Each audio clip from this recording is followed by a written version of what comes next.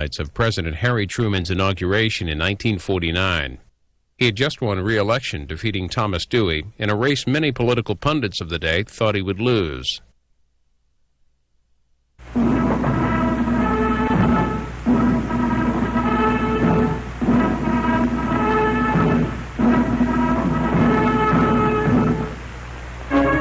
Inauguration Day, Washington, 1949. The biggest inaugural in United States history is ready to begin. Vast crowds line Pennsylvania Avenue, soon to be the main artery of President Truman's triumphant parade. Railroad yards are jammed as more than 500,000 visitors from every state in the Union flock to Washington on this festive Inauguration Day.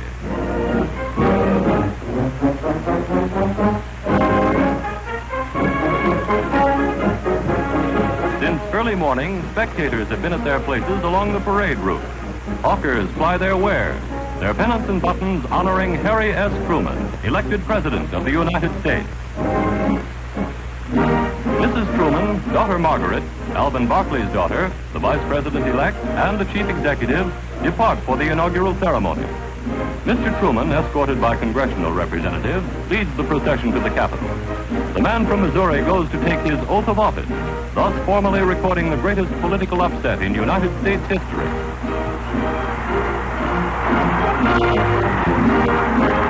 In Capitol Plaza, more than 100,000 people are on hand to witness the induction.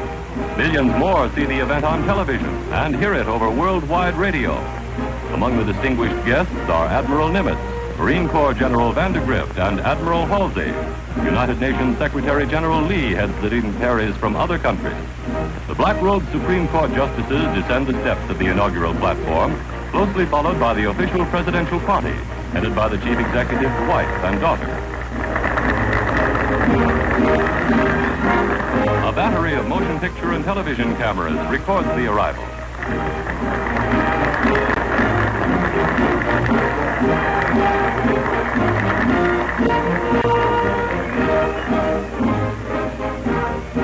Alvin Barclay of Kentucky, a member of Congress for 36 years, has taken his vice presidential oath of office.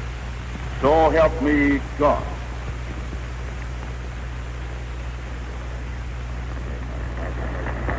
Then Harry S. Truman is sworn in as the nation's 32nd president by Chief Justice Fred M. Vinson. Raise your right hand.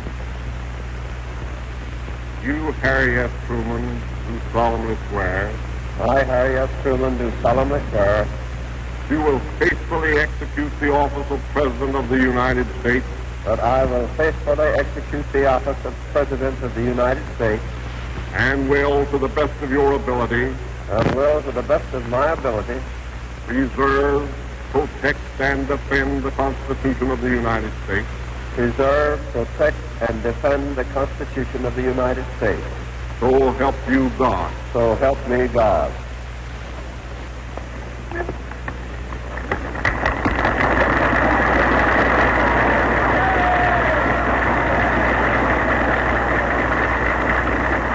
To the nation and the world, a solemn, resolute president declares, Mr. Vice President, Mr. Chief Justice, fellow citizens,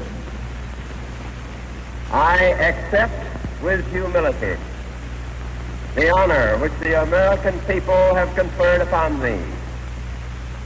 I accept it with the resolve to do all that I can for the welfare of this nation and for the peace of the world.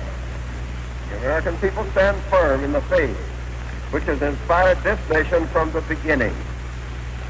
We believe that all men have a right to equal justice under law and equal opportunity to share in the common good.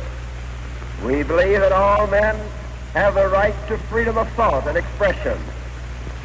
We believe that all men are created equal because they are created in the image of God. From this faith, we will not be moved.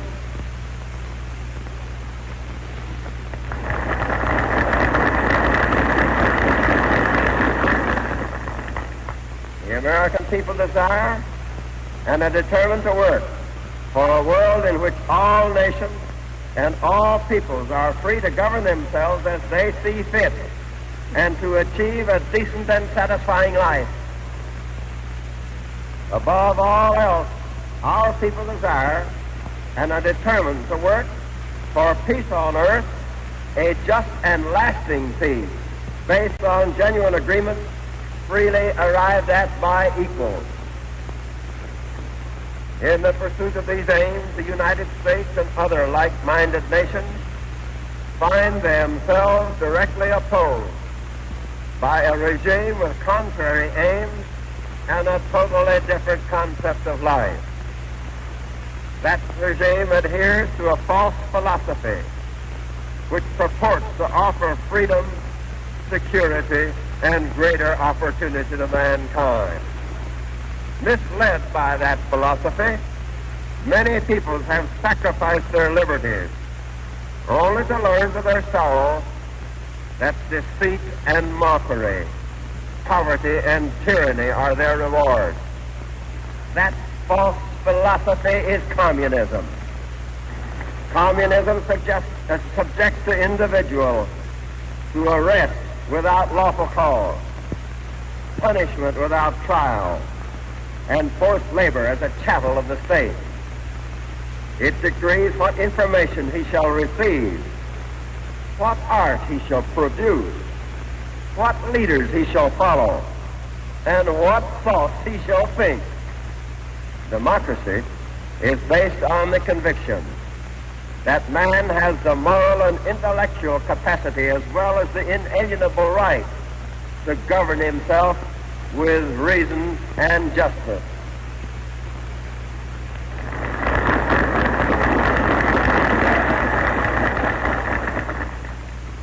Democracy maintains that government is established for the benefit of the individual and is charged with the responsibility of protecting the rights of the individual and his freedom in the exercise of those abilities of his.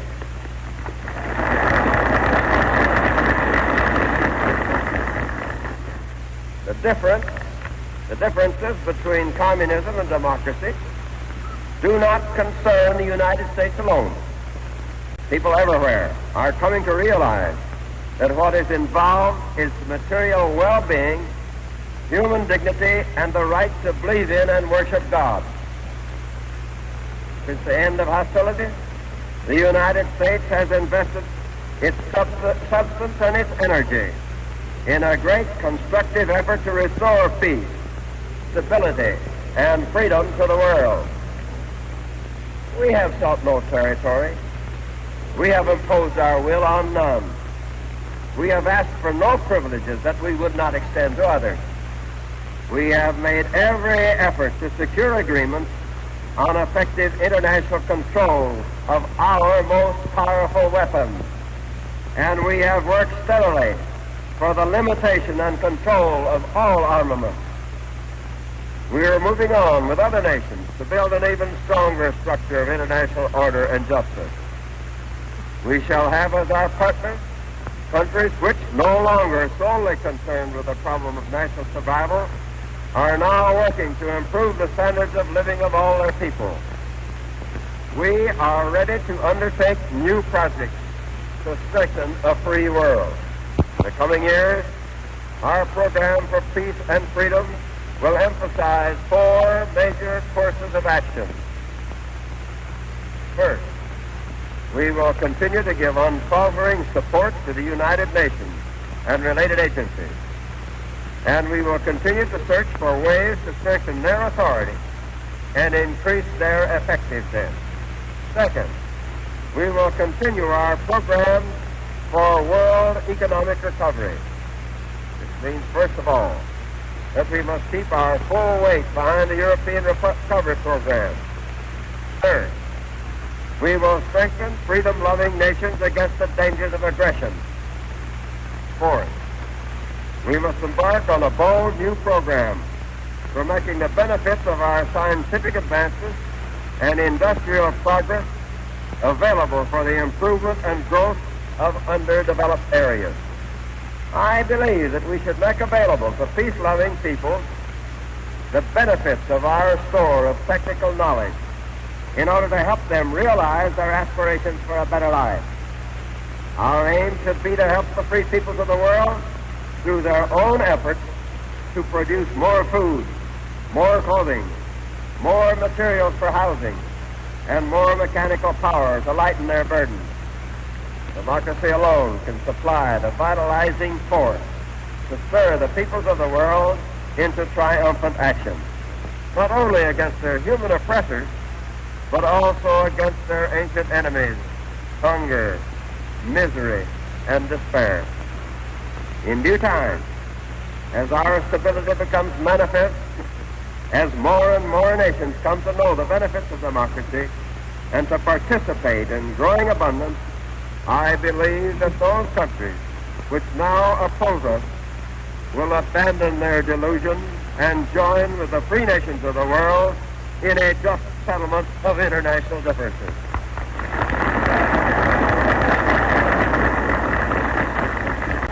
We will advance toward a world where man's freedom is secure. To that end, we will devote our strength, our resources, and our firmness of resolve. With God's help, the future of mankind will be assured in a world of justice, harmony, and peace.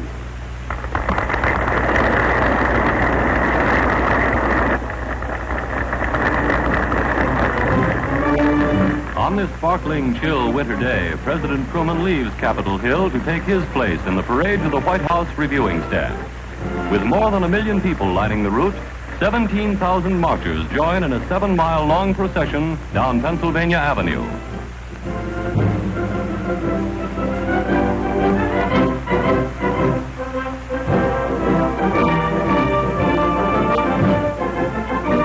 Heading the line of march is the Army Chief of Staff, General Omar Bradley.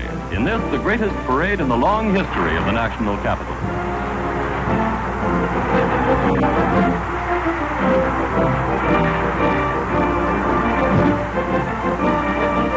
Then come the President and Vice President. Flanking the Chief Executive is his Guard of Honor, the men of Battery D, 129th Field Artillery, with whom he served as captain in the First World War.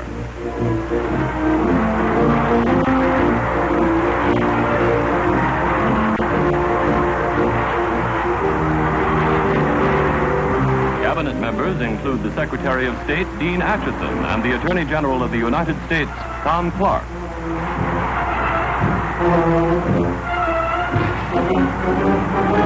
General Dwight D. Eisenhower rides in the car of Army Secretary Kenneth Royal. Behind him march the future generals, the smart gray-clad battalions of West Point.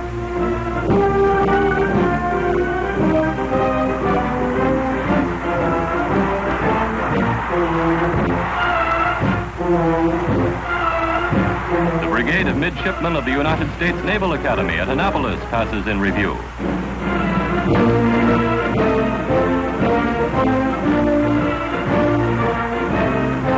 Next come the cadets of the United States Coast Guard Academy.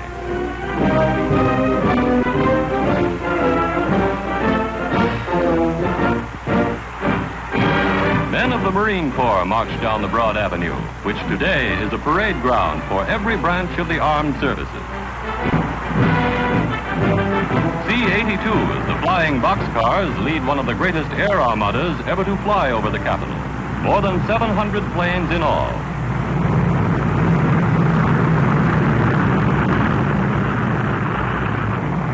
Giant B-36 bombers pass overhead. The parade includes not only the military, but is a panorama of American life. The President's home state of Missouri has several displays. One of them, a wagon drawn by Missouri mules.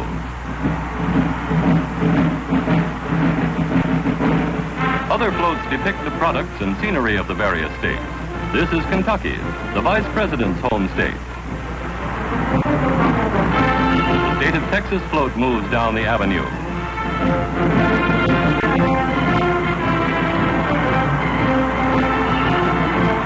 The District of Columbia display features reproductions of the Capitol and the Washington Monument. From Massachusetts comes a float honoring the early American settlers who landed on the shores of that state. The figure of Uncle Sam strides down the avenue.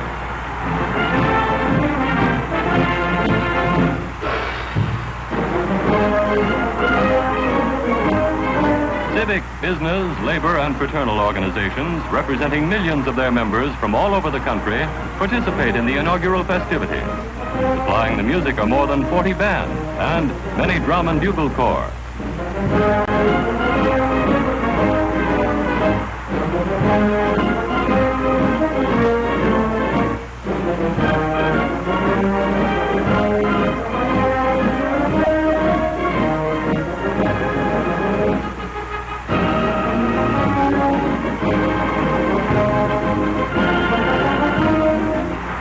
Near the White House, the excitement mounts as the chief executive approaches. The president gets a rousing ovation as he prepares to leave his car and take his place on the reviewing stand.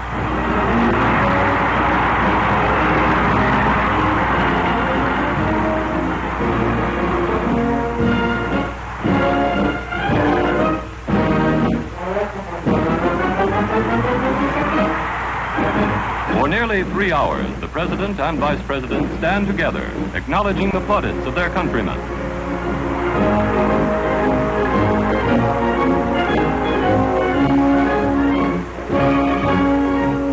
A group of California cowboys salute President Truman, and so does their pet Dalmatian, much to the president's amusement. Another group presents the chief executive with a special gift, a brand new cowboy hat.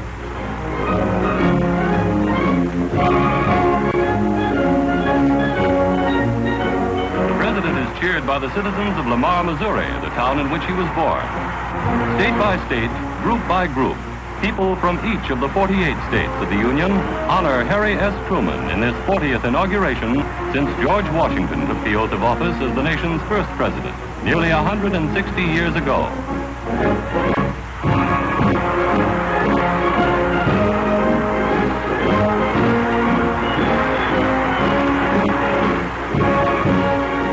Pageant moves on. Inauguration Day 1949 expresses the mood of a nation, a country striving for a peaceful world, yet mindful of the military needs to make and keep that peace.